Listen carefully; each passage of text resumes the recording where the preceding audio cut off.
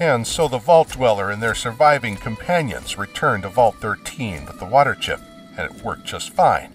Apparently, this new chip would work at least another 80 years. It looked like the day had been saved. Never that easy. Nope.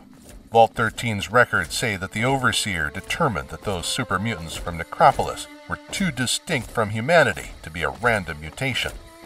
Someone had to be making them, giving evolution a little nudge in the right direction, mass-producing new species.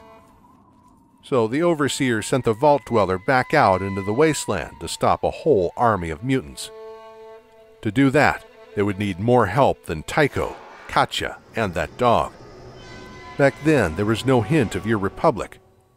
Not a single organization in the world that could stand against the mutant army except... The followers of the apocalypse? No. The Brotherhood of Steel. Seems that the big savior of the new California Republic was actually a member of the Brotherhood of Steel. You got a museum where the Vault Dweller's power armor is up on display for all the little NCR tykes to see? Only reason the Vault Dweller joined you Tin Men was because the Rangers didn't exist yet. Hold up. They've been dead for almost a day. I don't recognize their armor. Some sort of tribal, maybe. Luddites.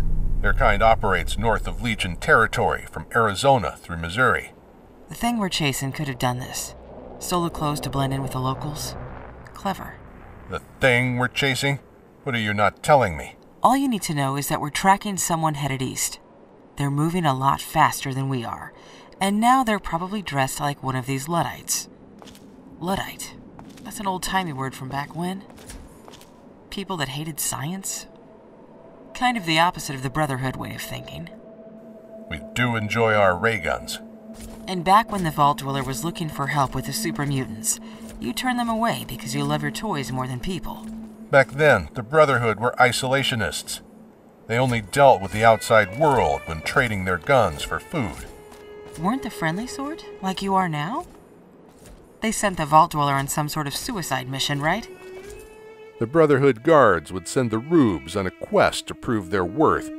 Told them to go down to Dayglow and return with a pre-war artifact. Dayglow wasn't a thriving member of the Republic back then. Just a radioactive hole in the ground. You want to tell this part?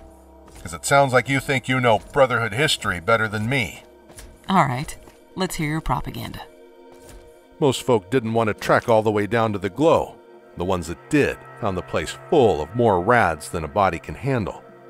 So no one ever actually completed this little quixotic endeavor. Until the Vault Dweller showed up carrying a load of shiny pre-war toys. And you nerds couldn't resist. Must have been like Maxon's birthday. Something like that. The gadgets that the Vault Dweller found deep within the Glow were impressive, but the real treasure was information. A holotape that helped the Brotherhood learn the fate of a lost expedition that never returned from the Glow, of men who broke away from the Founders' Column in 2077 to seek lost technologies and recover them for the benefit of all. Despite what they teach you in the NCR, the Brotherhood does value human life. That's why we keep our technology out of the hands of every yahoo that wants to play dress-up in shiny suit of armor, or go looking for a solar-powered death ray. Even the Vault Dweller had to earn their power armor after becoming an initiate. Quit yawing. Someone's hiding behind that car up ahead. It's a Christless highwayman. Quiet. It's in good shape, too. Howdy. Howdy. Nice car. They say nothing can stop a highwayman. Thanks. Drove by a pack of them Luddites a couple of nights ago. Got a few spears in her. The railroad spiked right through the fuel cell converter. That stopped her real good. You had this thing running? Whoa, well, howdy there, ma'am. Didn't see you there. Yep, had her purring like a kitten for a while. Drove her up here from Nevada. Never heard of a pre-war car running before.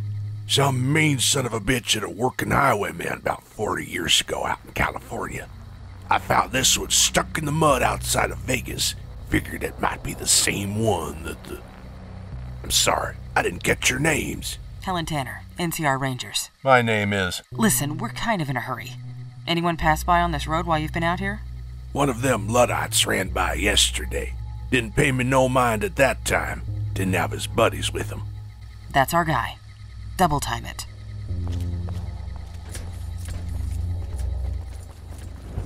You folks have a nice day now. You know, I can tell you that story about the highwaymen in California. How do you run and blather at the same time? It's like a marching cadence. Keeps my breathing regular. I don't know, but I've been told Elder Maxon's mighty old. Stop! Fine, go back to that story about how the Vault Dweller joined you lunatics. Sorry, but that is a story for another day. Sound off. Sound off.